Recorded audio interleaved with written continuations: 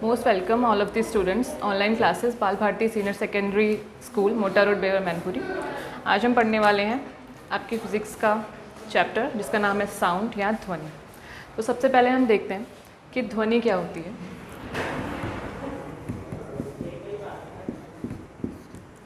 तो ध्वनि जो है वो क्या है, मतलब मैं बोल रही हूँ, आप सुन रहे हैं। तो जो ध्वनि होती है वो ऊर्जा का एक रूप है जो तरंग के रूप में संचरित होती है या गति करती है। तो यानी कि ध्वनि क्या है, ऊर्जा का एक रूप है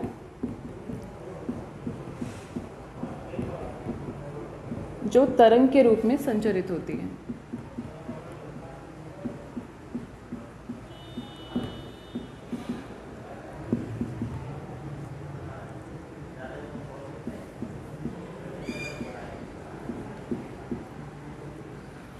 इसमें दो चीज़ें याद रखनी है, पहला तो ऊर्जा और तरंग।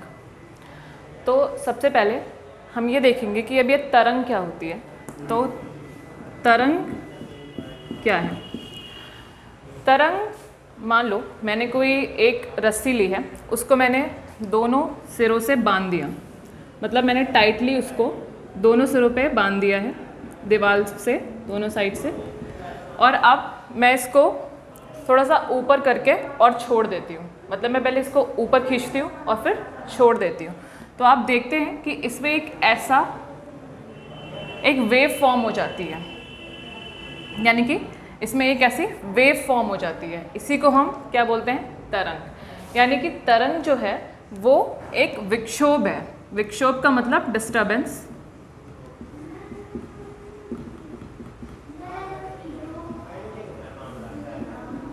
प्रोड्यूस जो मीडियम में यानी कि माध्यम में उत्पन्न होता है, विक्षोभ जो माध्यम में उत्पन्न होता है।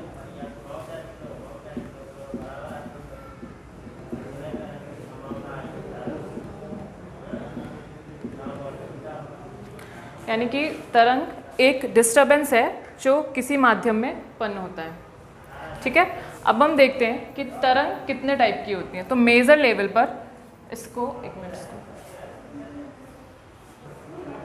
अब इस तरंग को मेजर लेवल पर दो पार्ट्स में डिवाइड किया है।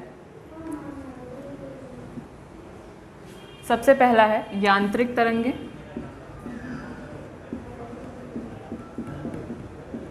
और दूसरा है विद्युत चुम्बकीय तरंगे।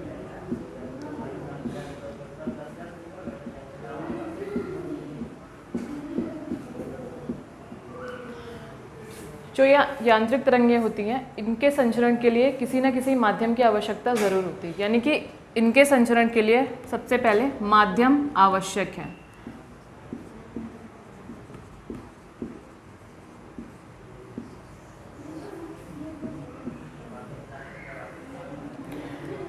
ये बिना माध्यम के यानी कि निर्वात में ये नहीं चल सकती।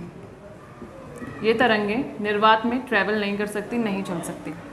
ये विद्युत चुम्बकीय तरंगें जो होती हैं वो माध्यम में तो चलती ही हैं, साथ के साथ निर्वात में भी गति करती हैं, दोनों में। यानी कि सॉलिड, लिक्विड, गैस में तो चलेंगी ही, साथ में वैक्यूम में भी चलती हैं ये। और सबसे इम्पॉर्टेंट बात यहाँ पर यह है कि वैक्यूम में जो ये विद्युत चुम्बकीय तरंगें होती हैं, इनकी स्पीड सबसे ज़्यादा होती है। ये एक बात हुई। दूसरी बात,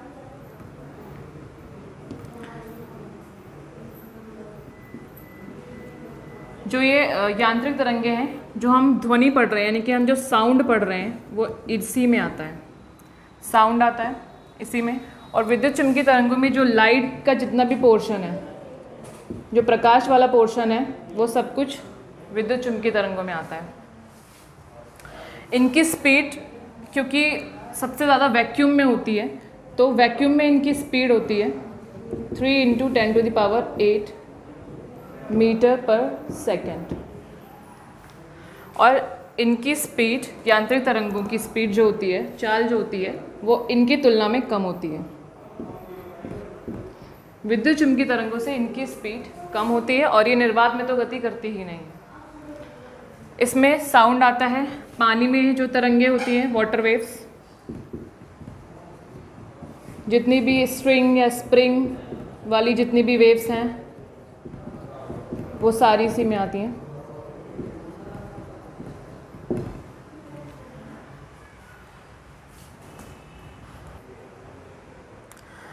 यांत्रिक तरंग जो होती है वो दो प्रकार की होती है। सबसे पहला है अनुप्रस्थ तरंगे और अनुदैर्ध्य तरंगे।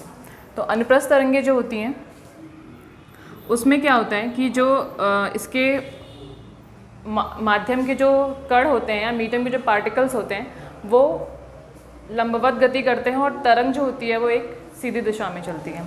यानी कि मान लो मैंने एक तार ले लिया, उसको मैंने दोनों एंड से हेल कर दिया, बांध दिया है मैंने, बहुत ही स्टिफ बांधा है, ठीक है।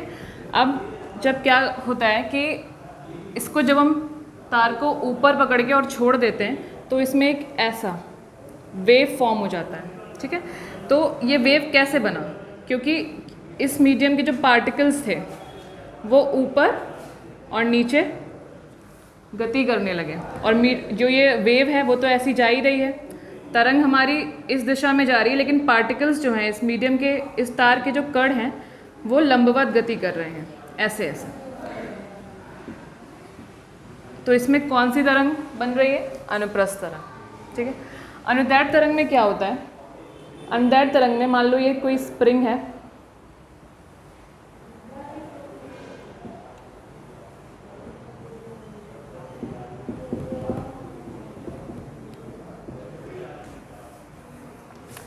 इसको मैंने दबाया, स्प्रिंग को दबाया और खींचा। तो जब हम दबा कर के स्प्रिंग को खींचते हैं तो कहीं कहीं जगहों पे ये सिकुड़ी हुई होती है और कहीं जगहों पे इसके जो सिरे होते हैं वो काफ़ी फैल जाते हैं। तो जो ये जहाँ पर ये डेंस होती है उसको हम बोलते हैं संपीड़न, और जहाँ पर ये दूर दूर होते हैं उसको हम बोलते हैं विरलन। इसमें क्या होता है? इसमें जो वेव होती है वो भी इसी डायरेक्शन में चल रही है और जो माध्यम के कण हैं वो भी इसी दिशा में गति करते हैं।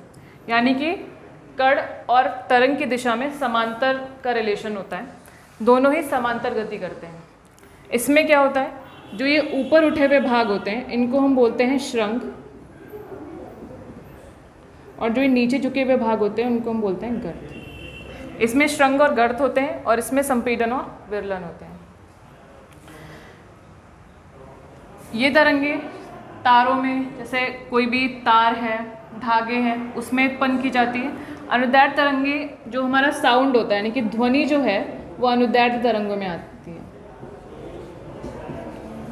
जो स्ट्रिंग वाली वेव्स हैं यानी कि तार वाली जो हैं,